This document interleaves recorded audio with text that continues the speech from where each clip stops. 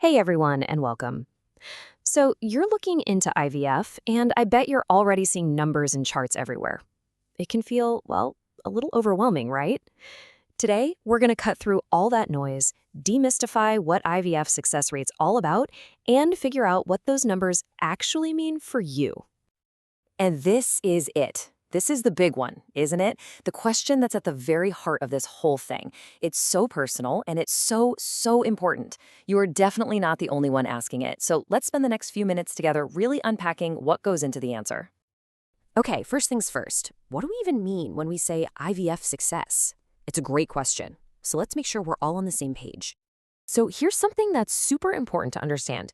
You'll hear clinics talk about two different things. On one side, you've got the clinical pregnancy rate. That's when a pregnancy is confirmed on an ultrasound, and believe me, that is a massive, wonderful milestone. But the number that really tells the whole story is on the other side, the live birth rate. That means the birth of a baby. Exactly. So when you're looking at all those clinic statistics, the live birth rate is the number you really want to focus on. It represents the ultimate goal, the reason for this entire journey, right? Bringing a healthy, happy baby home. All right, let's talk about the undeniable role of age. Honestly, this is the biggest piece of the whole puzzle.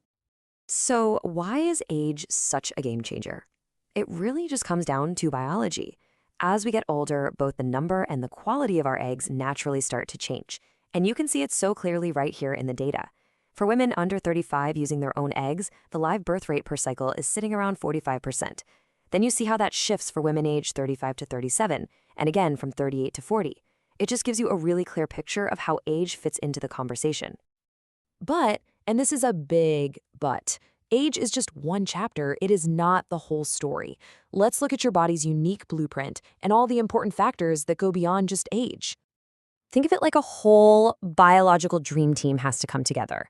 You've got your ovarian reserve, that's your egg supply basically. Then sperm quality is obviously a huge player in making things happen.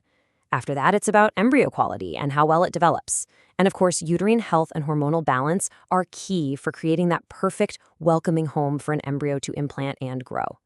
Every single piece is so important. And it's not just about female biology. While a woman's age is usually the main factor we talk about, a man's age can also play a part. As men get older, things like sperm quality and DNA can be affected, and that can have an impact on how an embryo develops.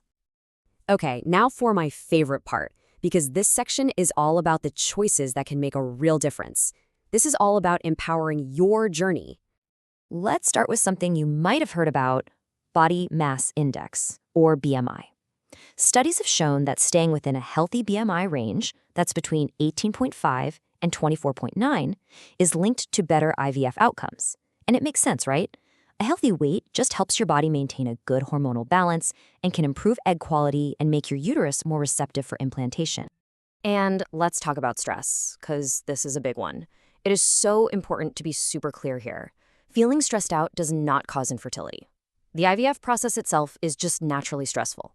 But finding healthy ways to manage that stress, whether it's through mindfulness, a gentle walk, or just talking to someone, is absolutely fantastic for your overall well-being during what can be a really demanding time. Oh, this is huge. Your choice of clinic really matters. A team with tons of experience, amazing embryologists in the lab, and the latest technology, all of that can make a massive difference in everything from how your embryos grow to the success of the transfer itself. So what happens when you need to explore different paths? The good news is there's often more than one route to success.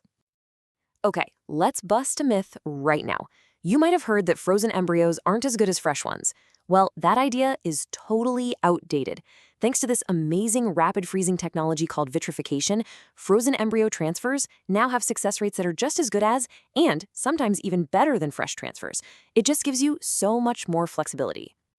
For women over 40, this is such a powerful and hopeful option to be aware of. While success with your own eggs can become more challenging, using eggs from a healthy young donor can dramatically increase the chance of a live birth. We're talking rates that can jump up to over 50%. It's a different path for sure, but it's a path that builds so many beautiful, happy families. And please remember this. IVF is usually a process, not just a one-and-done kind of thing. Think of that first cycle as an information-gathering mission. Your doctors learn so much about how your body responds, and that lets them tweak and adjust things for the next time. It means your cumulative chance of success, your overall chance, actually goes up over several cycles. So please don't lose hope if the first try isn't the one. As we wrap up, it's really important for me to say that everything we've chatted about here is just for educational purposes. It is absolutely not a substitute for personalized medical advice from your own doctor. If you're looking for more great in-depth information on the whole IVF process, the portal ivfforme.com is a fantastic resource. So I want to leave you with this question. We've talked about data, biology, choices, a whole lot of stuff. But at the end of the day, every single journey is unique. Taking a moment to think about what you can focus on, what questions you need to ask, and what support you need, well, that's the most powerful next step you can possibly take. Thank you so much for hanging out with me.